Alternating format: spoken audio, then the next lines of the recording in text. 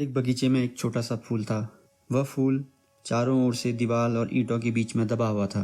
वह छोटा सा फूल किसी भी तूफान में हमेशा बचे रहता। तूफान आते थे पर उस पर कोई चोट नहीं पहुंच पाती, क्योंकि उसके पास ईंटों की आड़ थी।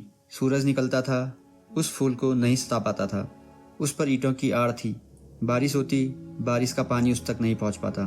और उसके पास गुलाब के फूल लगे हुए थे। एक रात उस घास के फूल ने परमात्मा से प्रार्थना की कि मैं कब तक घास का फूल बना रहूंगा। अगर तेरी मुझ पर जरा भी कृपा है तो मुझे गुलाब का फूल बना दे।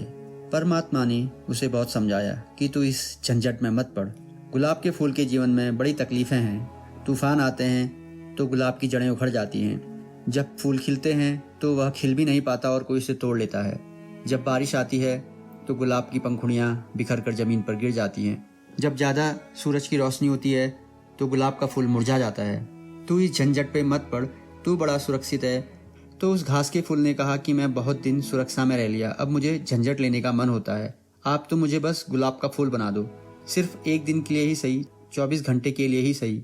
आस पड़ोस के घास वालों ने समझाया, अरे पागल, तू कहाँ इन चक्करों में लगा है। हमारे पूर्वज भी इस पागलपन में पड़ चुके हैं। बड़ी मुसीबत आती है। हमारा जातिगत अनुभव यह कहता है कि हम जहाँ पर हैं बड़े मजे में हैं। पर उसने कहा कि मैं कभी सूरज से बात नहीं कर पाता, मैं कभी तूफानों से लड़ नहीं पाता, मैं कभी वर्षा को झेल नहीं पाता। तो उसके पास के फूलों ने कहा, पागल, जरूरत क्या है। हम ईंट की आड़ में आराम से जीते हैं। न धूप हमें सताती है, न बारिश हमें सताती है, न तूफान हमें छू सकता है। लेकिन वह नहीं माना और परमात्मा ने उसे वरदान दे दिया और वह सुबह गुलाब का फूल हो गया। और सुबह आते ही जैसे मुसीबतों के ओले उसके सर पर आ पड़े हों।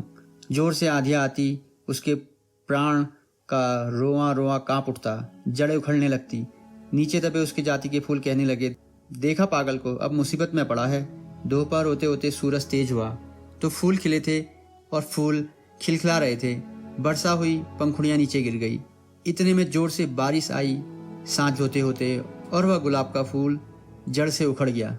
वह गुलाब का फूल औंधे मुंह जाकर जमीन पर गिरा और वह अपने छोटे फूलों के पास जाकर गिर पड़ा और उनके करीब आ गया। छोटे फूलों ने उनसे कहा, पागल, हमने पहले ही कहा था, व्यर्थ तूने अपनी जिंदगी गंवाई। तूने खुद ही अपना सर कुल्हाड़ी पे दे मारा। तूने मुश्किलें अपने हाथ में ले ली। हमारी पुरानी सुविधा थी, हमारा जीवन मस्त चल रहा था, न कोई मुश्किलें थी, सब कुछ अच्छा था, साथ साथ जीते थे, सब कुछ ठीक था। उस मरते हुए गुलाब ने कहा, तुम नहीं समझोगे, मैं तुमसे भी यही कहूंगा कि जिंदगी भर ईंट की आड़ में छिपे हुए घास का फूल होने से 24 घंटे के लिए फूल हो जाना बहुत आनंदपूर्ण है। मैंने अपनी आत्मा पाली, मैं तूफानों से लड़ लिया, मैंने सूरज से मुलाकात कर ली, मैंने हवाओं से जूझ लिया। मैं ऐसे ही नहीं मर रहा हूँ, मैं जीकर मर रहा हूँ। मैंने इस कुछ घंटों में ही पूरा जीवन जी लिया। तुम मरे हुए भी जी रहे हो।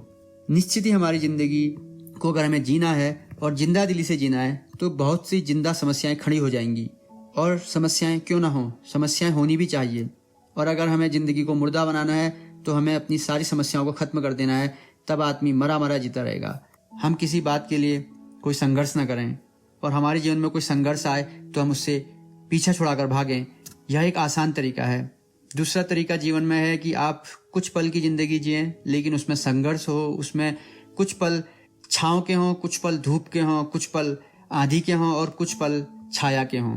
क्योंकि जो व्यक्ति जीवन में संघर्ष नहीं कर सकता, जो जिसके जीवन में कोई संघर्ष नहीं है, उसका जीवन एक उस घास के समान है जिसने कभी अपना जीवन नहीं जिया।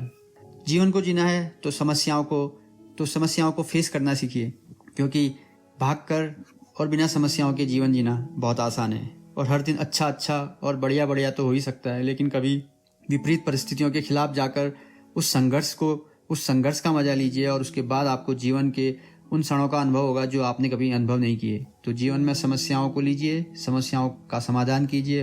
जितना पल आप जिए उसमें आप कुछ ऐसा करें, कुछ ऐसा करने की इच्छा रखें जिससे आपको लगे कि मैंने अपने जीवन को व्यर्थ ही नहीं गंवाया है।